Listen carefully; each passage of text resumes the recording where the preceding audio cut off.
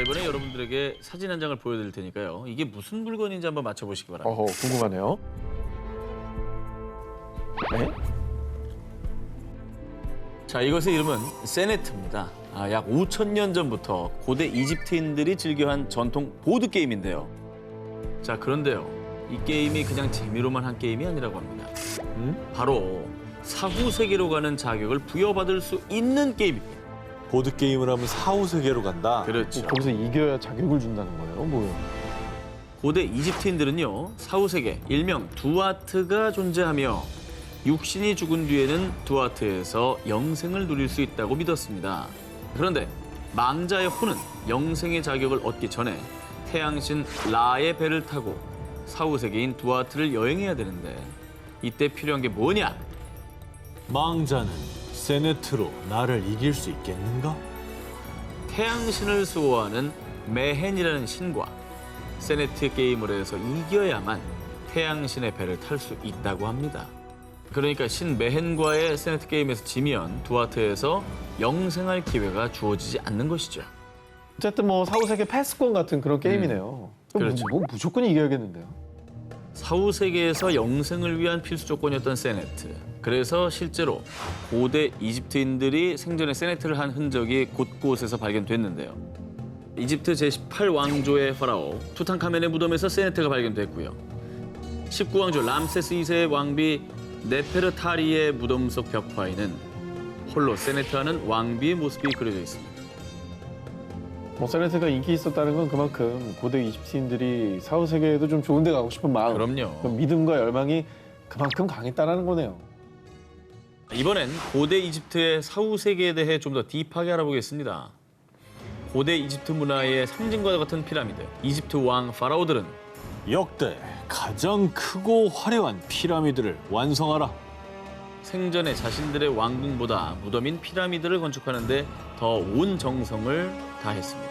한 예로 이집트 제4왕조의 제2대 파라오 쿠프 왕의 피라미드는 높이 146m에 총 면적 260만 제곱미터, 무려 축구장 111개를 합친 어마어마한 규모를 자랑합니다. 이게 뭐 오죽하면 불가사의겠어요. 예. 그리고 무덤의 주인인 망자의 육신도 온전해야 사후 세계에서 부활할 수 있다고 믿어 시신도 미라로 만든 것이죠. 사후세계에 대한 진정한 믿음이 있으니까 영생을 위해서 현세에서 저렇게 피라미드, 미이라까지 만들어가면서 노력을 했다라는 거죠. 그렇습니다. 그래서 현세에서 만반의 준비를 하는 건데요. 자, 그런데 앞에서 망자가 영생의 자격을 얻기 위해 사후 세계인 두아트를 여행한다고 했죠. 그때 여기서 꼭 만나야 하는 이가 있습니다. 바로 신 오시리스. 사후 세계인 두아트의 왕 오시리스가 망자에게 영생의 자격이 있는지 생전의 죄를 심판한다고 합니다. 망자의 심장을 추해달라. 망자가 생전에 도덕적인 삶을 살았다면 망자의 심장이 추 반대쪽의 깃털보다 가볍답니다. 그래서 심판을 받은 뒤 통과를 하면 망자는 부활해서 사후 세계 천국인 아루에서 영생을 하게 되고요. 하지만 반대로 이 심판에서 생전에 죄가 많은 걸로 나오면 영생은커녕 혼이 소멸당해 영원한 죽음을 맞이하게 된다고 합니다. 이거는 영화 신과 함께에 나오는 내용하고 좀 비슷한 것 같아요. 맞아요. 귀인이 되는 조건을 심사한 거네요. 육신이 죽은 뒤 다시 한번 운명을 결정하는 사후 세계의 심판. 어쩌면 우리가 사는 현세는 사후 세계의 삶을 결정짓는 여정이 아닐까요? 2003년 미국, 천국에서 누나를 만나고 돌아온 한 소년이 있습니다. 엄마, 나한테 누나가 또 있어요. 누나는 지금도 있잖아. 아니요, 누나는 한 명 더 있었어요. 천국에서 만난 그 누나가 얘기해 줬어요. 대체 이 소년은 무슨 말을 한 걸까요? 2003년 3월, 당시 4살이었던 소년 콜트는 급성 충수염으로 의식불명에 빠져 응급실로 이송. 대수술을 2번이나 받았을 정도로 아주 위독한 상태였습니다. 심지어 3분간 심정지 상태에 이르게 됐는데요.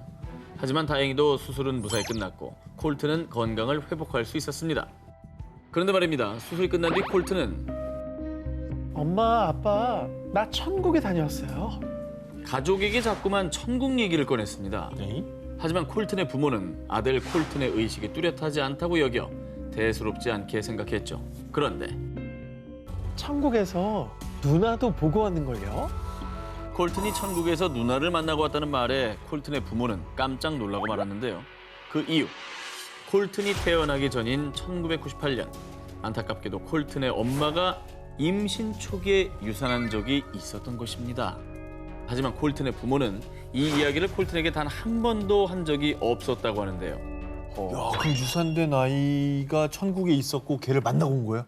콜튼에 따르면 자신과 똑 닮은 누나가 천국에서 콜튼을 보자마자 달려와 포근히 안아줬다고 합니다.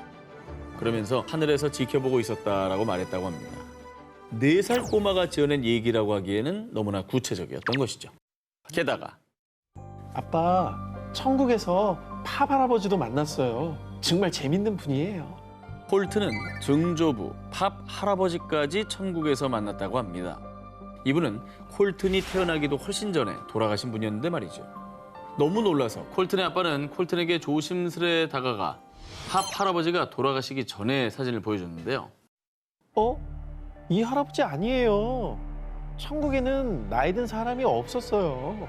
그래서 콜튼의 아빠는 다시 팝 할아버지의 젊은 시절 사진을 보여줬습니다. 그제야 콜튼은 천국에서 본 팝 할아버지가 맞다라고 했습니다. 이거 소름이다. 이건 뭐야? 자, 이후에 천국에서 죽은 가족들이 만난 소년, 콜튼의 천국 경험담은 대대적으로 이슈가 돼서요. 2010년 Heaven is for Real이라는 책으로 발행돼 미국에서 무려 175주간 베스트셀러에 올랐습니다. 그리고 2014년에는 영화로까지 개봉돼 전미 박스오피스 1위를 기록하기도 했다고 합니다. 중국 후난성 화이화 지역의 외진 산골 마을 핑양샹. 소수민족인 동족이 모여 사는 이 마을에서는 아주 미스터리한 일들이 일어나고 있습니다. 이곳에 사는 8살 소년 우모군은 엄마와 함께 거리를 걷던 중 엄마, 저 사람이 날 죽였어. 살려줘. 갑자기 이웃 남자 룽 씨를 보자마자 온몸을 바들바들 떨며 울부짖었는데요. 이거 뭔 말이에요? 나를 죽였다는데 애는 살아있고. 이거 뭐 약간 앞뒤가 안 맞는 것 같은데? 한편 결혼식장에서는요. 신랑 우춘이 한참 어려 보이는 스상런에게 다가가 엄마, 저 잘 살게요. 엄마라고 부르기까지. 자, 그런데 이 모든 기이한 상황에 마을 주민들 그 누구도 놀라지 않았습니다. 무슨 말이에요? 뭐 어떤 얘기가 펼쳐지고 있는 거예요? 이 미스터리한 일들을 겪은 이들은요. 일명 재생인으로 불리는 환생한 사람들입니다.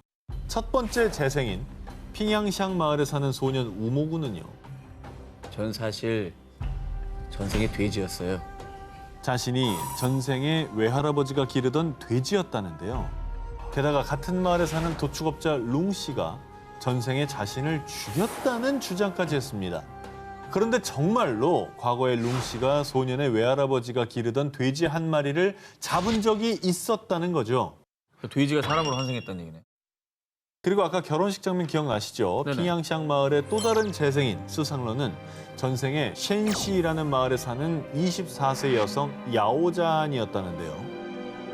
전생에 아이들을 두고 먼저 눈을 감은 게 내 한이에요.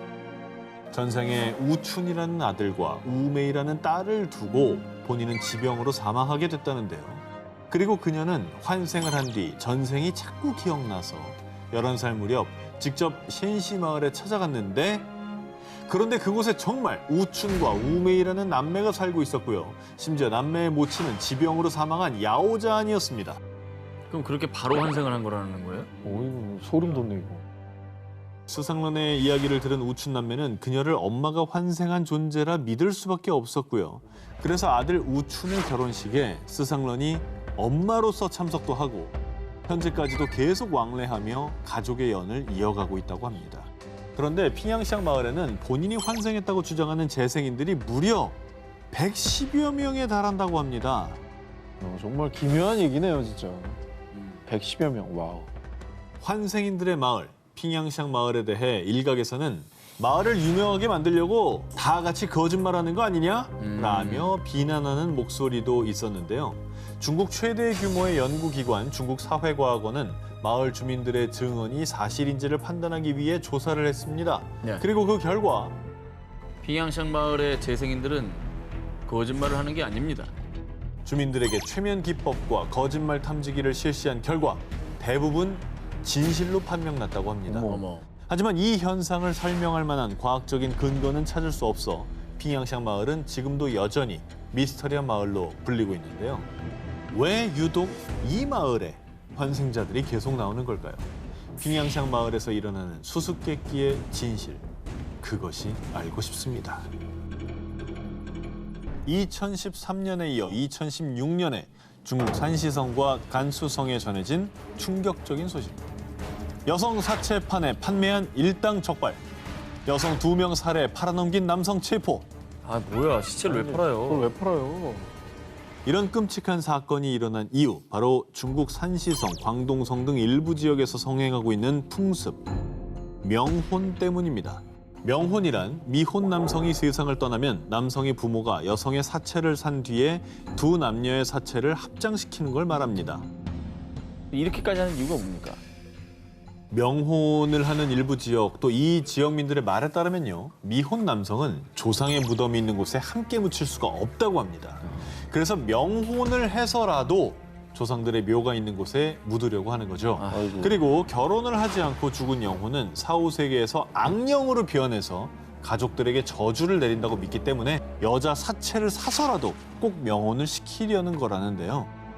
그러다 보니 암암리에 명혼을 위한 사체 가격이 치솟고 치솟아 2016년에는 15만 위안, 우리나라 돈으로 약 2,700만 원까지 거래가 됐다고 합니다. 그래서 돈에 눈이 멀어서 중간 업자도 생겨나고 또 유족들 몰래 무덤에서 여성의 사체를 파내서 명혼의 신부로 팔아넘기는 밀거래나 심지어는 살아있는 여성을 살해한 뒤에 팔아넘기는 일까지 발생한 겁니다. 아니 무엇보다 사후 세계에 있는 이들조차 결코 바라는 게 아닐 거라는 생각이 들거든요. 그렇습니다. 2016년 3월 중국 정부는 명혼으로 인한 시체 도굴, 시체 매매, 알선 등 범죄 행위를 엄격히 다스릴 겁니다. 이렇게 강경한 입장을 발표하고 이를 어기면 시체 모독죄로 최고 유기징역 3년형을 선고할 거라고 전했습니다. 중국의 빗나간 풍습, 아니 악습, 명혼, 정말 명혼이 죽은 자들을 위한 걸까요? 남겨진 사람들의 이기심 아닐까요?